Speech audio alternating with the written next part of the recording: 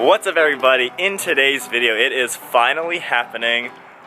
There we go. The GT-R is up on the lift. We are installing the Armytrix Downpipes. So I've actually rented the bay for the day. This is going to be a million times easier than trying to do this project up on jack stands. So Mike and I have a full day's work ahead of us. We got all our tools and everything laid out. Hopefully enough tools I brought. If anything, I can borrow some tools here, which is really awesome. But we're gonna go ahead and get the door closed, get the GT-R up in the air. They have heat running, which is amazing. It is 35 degrees outside. Let's get to it.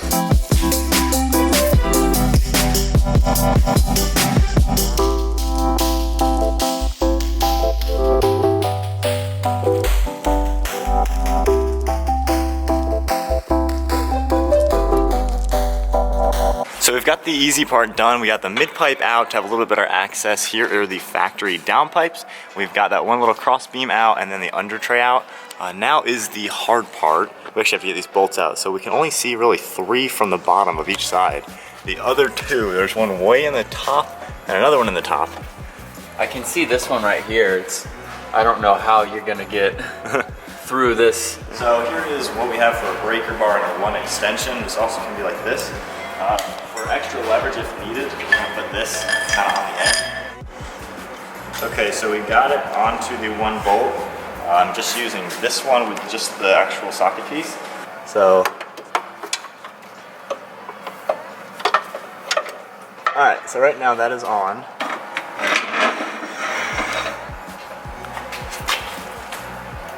Hey, that's one turn? We got a little bit of a turn done. Yeah, okay. That's good. Now we gotta do it 8 more times for a full rotation. So we have that top one loose. That leverage was easy. It's gonna be hard to see it on the camera. What I have is the breaker bar I'm now using as the actual extension. So this is like 1.5 feet, and the universal joint, and then just another extension here, and then we'll use this big rod for leverage. I can snake this up there and get it onto that bolt. And I should be able to break it loose, but these bolts are gonna take forever to get out. Yeah. Okay, that's a good sign. It's gonna be hard to show them what you're doing there, but.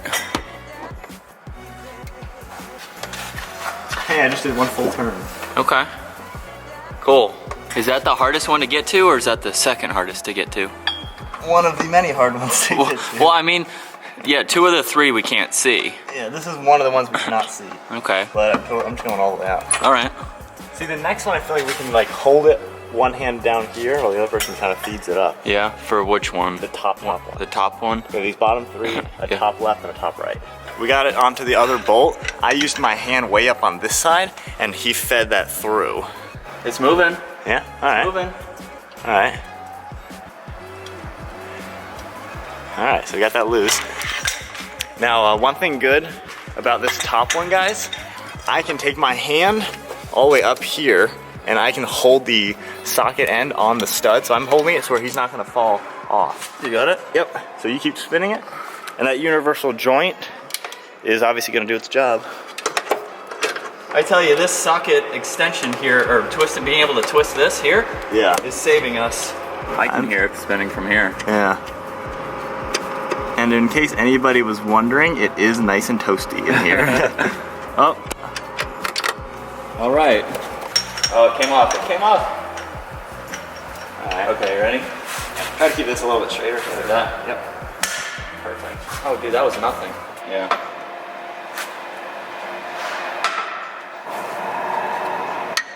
Yeah.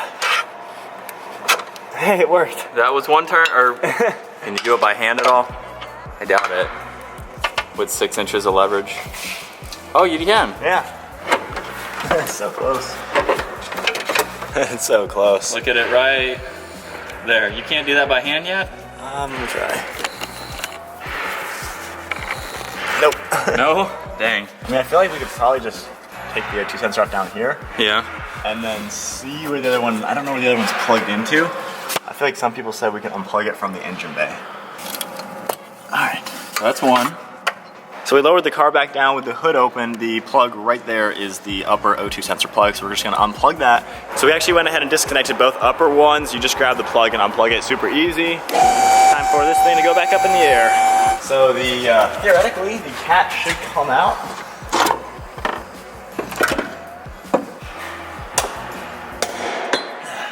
So this This one kind of goes all the way in line with the tunnel up here where the drive shaft is. And then it goes right over the cat. And then straight, like literally straight off. Yeah? Yeah. Cool. This is the first time we can actually use the ratchet. Yeah, really. This will be the easiest one. So sorry we're not showing you every little aspect of getting each of these bolts out. It's kind of just a tedious project. You really gotta see what works. So this is the last bolt. And that's back to the little tiny socket. All right, that is out. Now this is gonna be the harder side to get out. So we've decided to take the drive shaft off because it is really hard to get the cat out. So we've been doing it. So if you can just, okay. So don't bend it too much. Now put it right back up. We went ahead and reattached the drive shaft back here. Very easy to do. That made that cat come out very easily. We've left the OEM gaskets in place, but as of now, the cats are out. We didn't break any studs. Nothing detrimental happened. This is a little bit of a sketchy thing to do because if you bust a stud, you are in big trouble. So as for a quick update with the car, we have the one O2 sensor out. That was really easy to remove. These two, we can't get an open-ended wrench on them safely without any type of stripping. 2 hours later. So we're working on getting these O2 sensors out. The heat shield is really what's stopping it. It's just soft metal. But at least it gets it out of the way. And then we can always hammer it back into place. Yeah. That's out. We can go ahead and transfer it into it. From what I've heard, each 4 sensors is a different one, so don't mix and match. Right, so as you guys can see, we've peeled that metal around it, so now we should be able to get a wrench on this thing. There we go. So we've got the one downpipe installed. We did that off camera just to get our bearings with it. So much easier putting the new ones in. They don't have that giant heat shield. But here's the new ones. Sensors are all tight and good. We have the factory gaskets on the turbo. Pretty cool to see the actual turbo. But we'll slide this thing right up there. And then very easily compared to stock, I can use my hand to get every single bolt in. These ones are a lot easier to put in than the stock ones are to take out. And these are gonna be a lot easier to take out than the stock ones are to take out. But one thing, we didn't really tell you all the tools. Everything's pretty much a 14 millimeter. And then a combination of extensions, breaker bars, just more leverage. But that's pretty much the tools you're gonna use. But a lot of people said that this project you could risk snapping studs in the turbo, which you don't want to do, or the O2 sensors having issues coming out. But luckily everything came out well. And one thing with my car, while it came from up north, there wasn't ever any rust or anything on it. So that definitely helps make this a little bit easier. And then when you're doing this, the top O2 sensor, feed that up in the engine bay. We're gonna have to get those with the hood open, but just kind of feed them up and we should be able to see them. So we're now connecting the passenger side O2 sensor. There are 2 metal little retainer clips that the cable needs to get clipped into. At this point, you're really just feeling for which way is up. 1 eternity later. All right, Brian, so why are you putting in the O2 sensor? We just did that out of the car. What's up, dude? Somehow the passenger side, the top was on the bottom and the bottom was on the top. We couldn't plug it in from the top, so we went to this side, everything plugged in. So needless to say, somehow we messed that up. It was a pain in the butt getting it off. If an O2 sensor does fail, it's not like I gotta take the downpipes out to make it work. Hey, look at that. Good? Yep. Awesome. Not to say these are the easiest things to plug in blind. Yeah.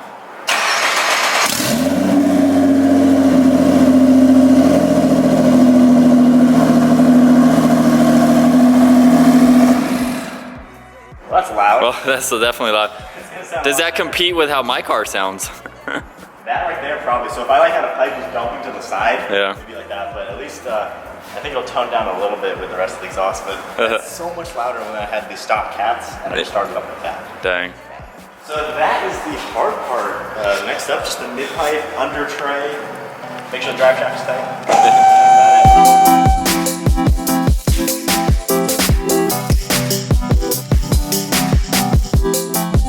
Full look, the whole downpipes are now installed, O2 sensors in, this whole bracket squared away, bolted up to the turbos, but Armytrix downpipes are in. One last check on the drive shaft, we're gonna pop the mid pipe in, and then we can actually start this thing up. Oh my gosh. Straight pipe GT-R, stage 3 coming soon. Here we go.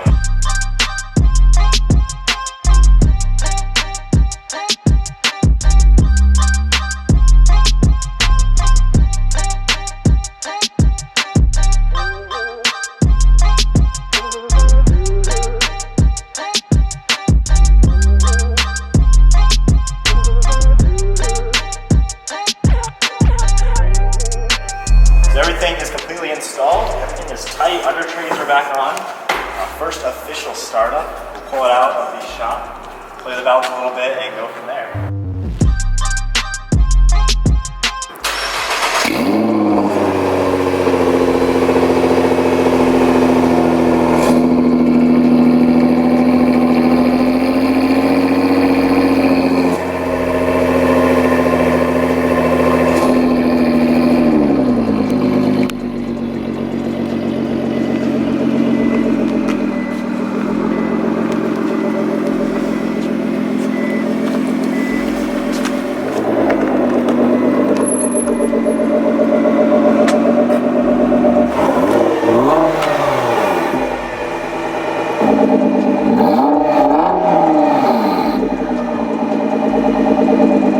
Alright, so we are all done with the installation. Absolutely the best $100 I've ever spent renting a bay for the day. That was so much better than doing this on jack stands.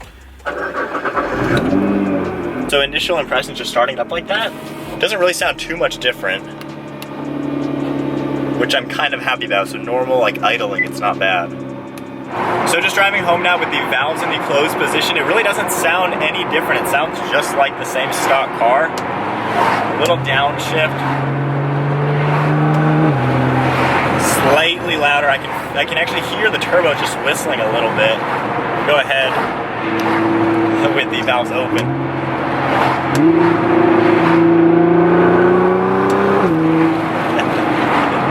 Oh yeah, I can start to hear it. Now don't get too mad that I'm not flooring it, because technically you really don't want to drive this car full catless without the proper tune and injectors, so I'm not going to be ripping on the car at all.